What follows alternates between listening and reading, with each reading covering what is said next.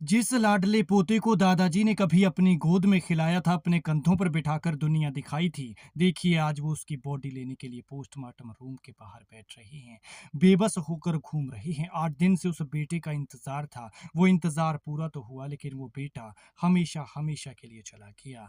Oman तट पर अमेरिकी हमले में जान गंवाने वाले आदित्य की पार्थिव देह 8 दिन बाद उनके घर पहुंची है। 10 जून को ये मौत हुई थी और 18 तारीख को उनकी पार्थिव देह हमीरपुर पहुंची, जहां हमीरपुर अस्पताल में उनका पोस्टमार्टम हुआ और आदित्य के दादा बेबस होकर पोस्टमार्टम रूम के बाहर लगी सीढ़ियों पर बैठे रहे, नम आंखों के साथ बेबस होकर याद करते रहे उन लम्हों को जो पोते के साथ बिताए थे और अब यादगार बन गए हैं।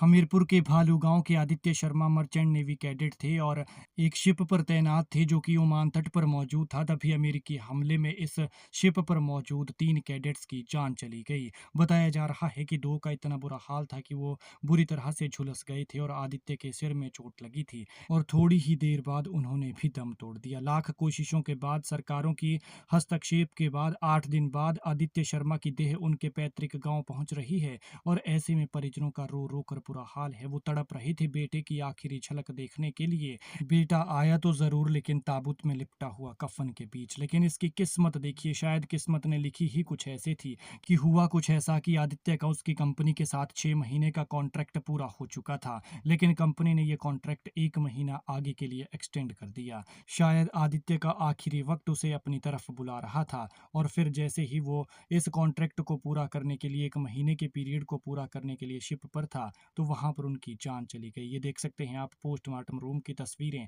जहां पर प्रक्रिया पूरी की जा रही है और इसके बाद बॉडी परिजनों को सौंपी जाएगी, घर ले जाई जाएगी और 8 दिन बाद आदित्य का अंतिम संस्कार किया जाएगा पूरे सम्मान के साथ। पूरा इलाका रो रहा है कि जिस तरह से इस बेटे के साथ हुआ वो किसी और के साथ नहीं होना चाहिए। देखिए दादाजी को इनकी बेचैनी सिर्फ यही समझ सकते हैं, क्योंकि सीने में इस वक्त पोते को खोने की आग लगी हुई है।